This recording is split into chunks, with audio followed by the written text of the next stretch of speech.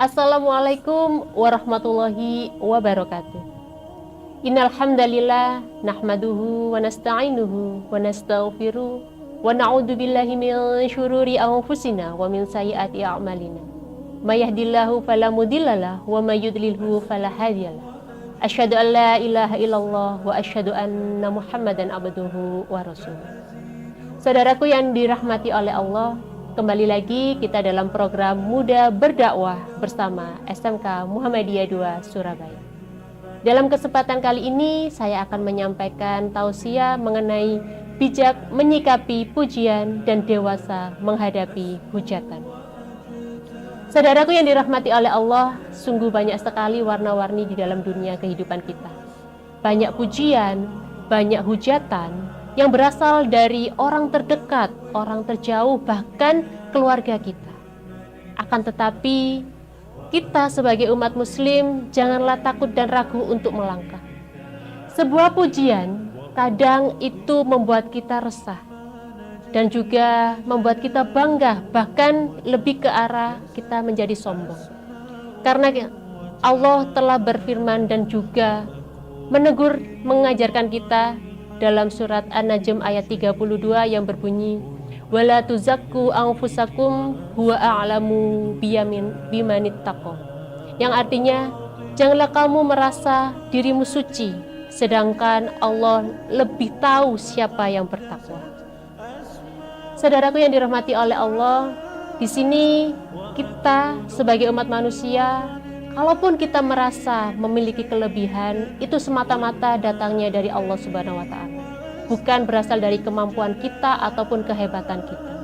Rasulullah juga mengajarkan, janganlah kamu terlena dengan pujian, karena pada saat itu kita akan bisa merusak keikhlasan.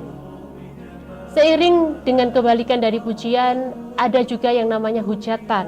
Banyak sekali netizen di sekitar kita. Apakah kita dengan adanya netizen itu menjadi sebuah yang buruk?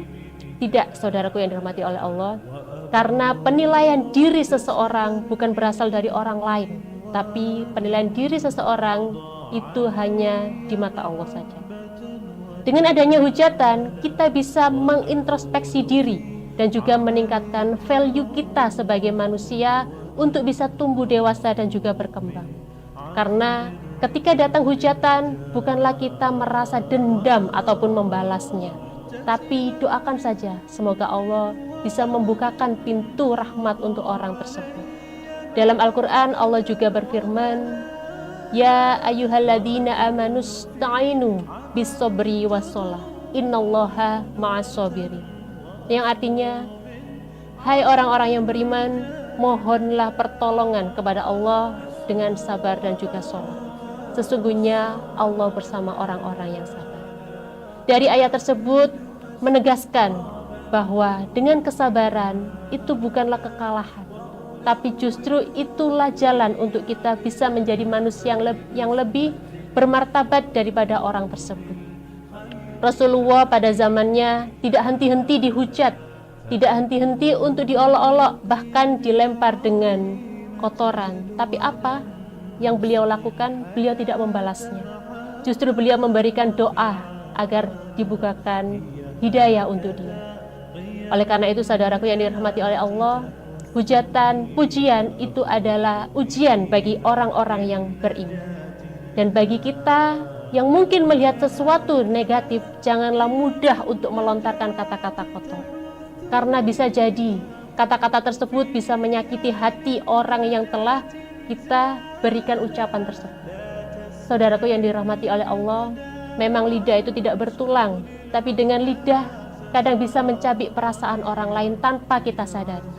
Oleh karena itu, jika kita mengaku sebagai orang yang Islam dan juga beriman, jagalah lisan kita seperti Rasulullah yang telah contohkan dalam hadis riwayat Bukhari dan Muslim yang berbunyi, mangkana mu'minu billahi wal yaumil akhir falyakul khairan aw liyasmut.